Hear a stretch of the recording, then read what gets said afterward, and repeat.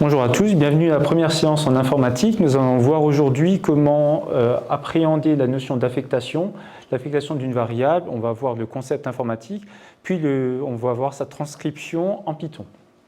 Alors première chose, qu'est-ce qu'une affectation? Une affectation, il faut voir ça comme, vous prenez une commode avec des tiroirs. Si, imaginez, vous avez un tiroir qui s'appelle A, on va pouvoir mettre dans ce tiroir quelque chose. Nous, on manipule des nombres pour l'instant, et on va pouvoir mettre par exemple le nombre 3. Donc, affecter à la variable A le nombre 3, c'est mettre dans le tiroir qui s'appelle A le nombre 3. Alors, ceci, on va l'écrire A, flèche vers la gauche, 3. Ce qu'on pourra lire, on affecte à A la valeur 3.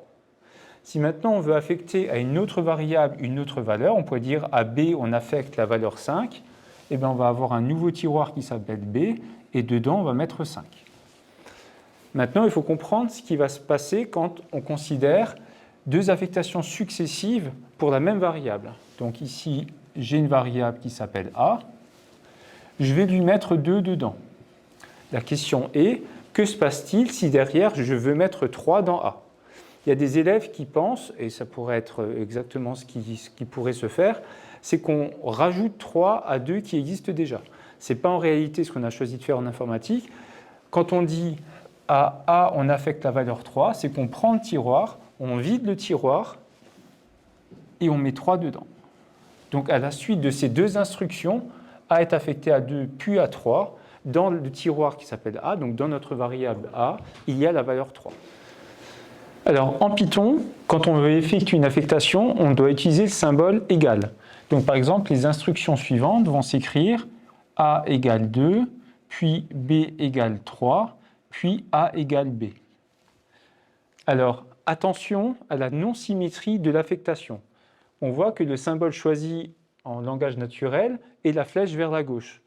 Le symbole égal, lui, choisi en Python, est un symbole qui est habituellement symétrique en mathématiques. C'est-à-dire si on écrit A égale B, c'est que B est égal à A et que A est égal à B. Ici, on va voir que les choses changent un petit peu. Si A est affecté à 2, c'est que je vais prendre dans ma commode mon tiroir A et dedans, je vais lui mettre 2. Ensuite, si B est égal à 3, je crée une nouvelle variable B et je lui mets 3 dedans. Et maintenant, quand je vais écrire et regarder maintenant si je vous donne juste le code Python A est égal à B, que se passe-t-il? Est-ce que c'est A qui se transforme? Est-ce que c'est B qui se transforme? Est-ce que ce sont les deux?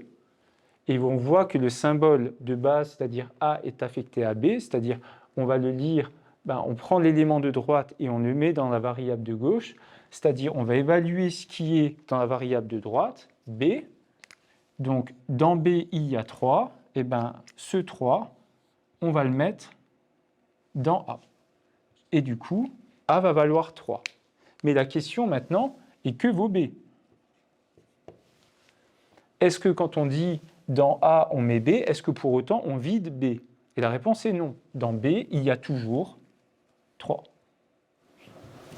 Alors, passons à quelques exemples.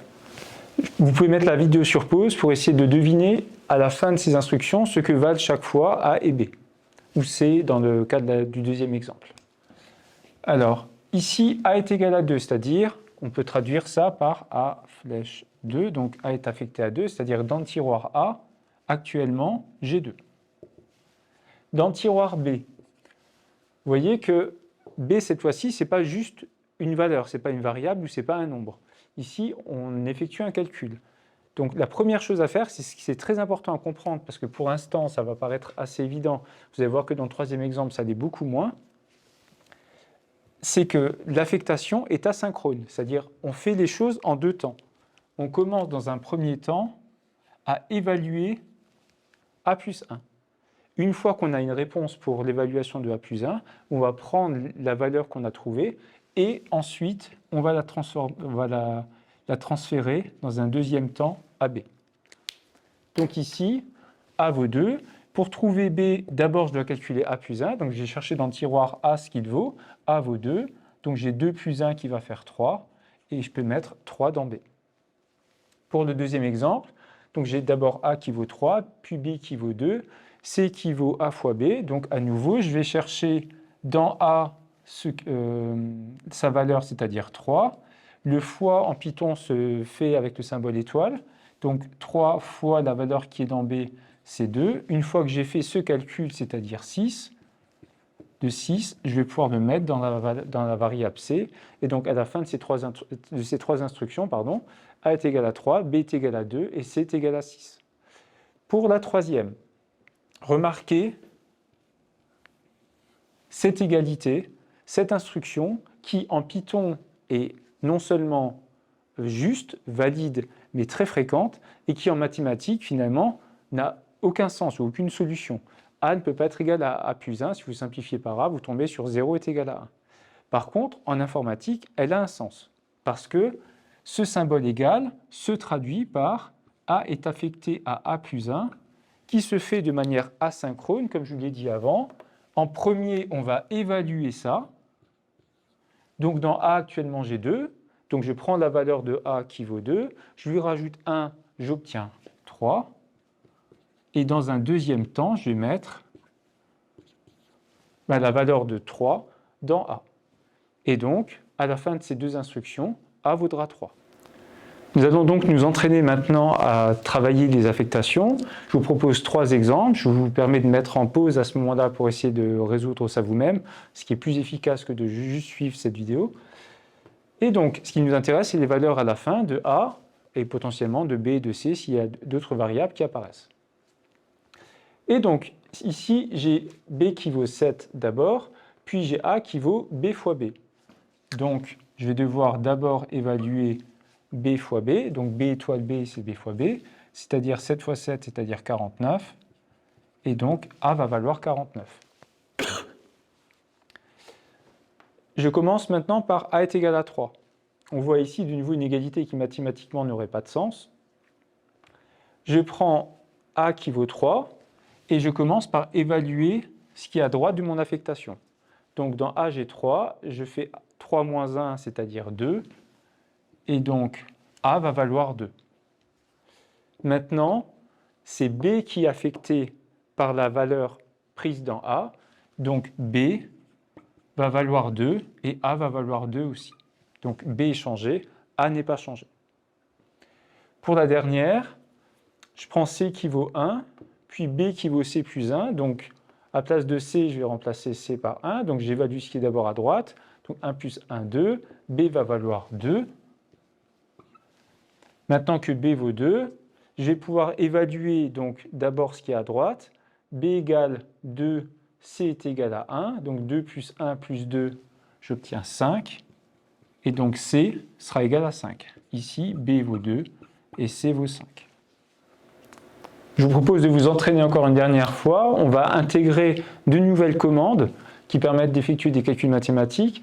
La première, c'est la racine carrée, qu'on va écrire SQRT. SQRT pour square root, et donc SQ de square et le RT de root, pour racine carrée traduit en anglais. Et donc, je commence par A qui vaut 81, puis je dis A est égal à la racine carrée de A. Donc, toujours pareil, j'évalue d'abord ce qui est à droite.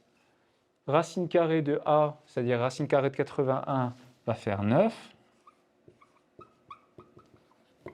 Et donc, j'obtiens A qui vaut 9. A est donc passé de 81 à 9. Pour la deuxième partie, on utilise la double étoile. Alors, la double étoile, ce n'est pas un produit de produit, c'est une puissance. Et donc, ceci se traduit par, mathématiquement, A au carré. Et donc, A vaut 3. J'évalue toujours ce qui est à droite. Donc, je vais obtenir 3 au carré, c'est-à-dire 9. Donc, B va être égal à 9. Et maintenant, c'est A qui va changer. Je vous rappelle que cette instruction, on pourrait l'écrire A flèche vers la gauche B. Donc, je prends la valeur de B. B est égal à 9 pour l'instant. Et donc, maintenant, je vais avoir A qui va valoir 9. Et B qui vaudra 9 aussi. J'espère que cette vidéo vous a plu. Je vous dis à très bientôt.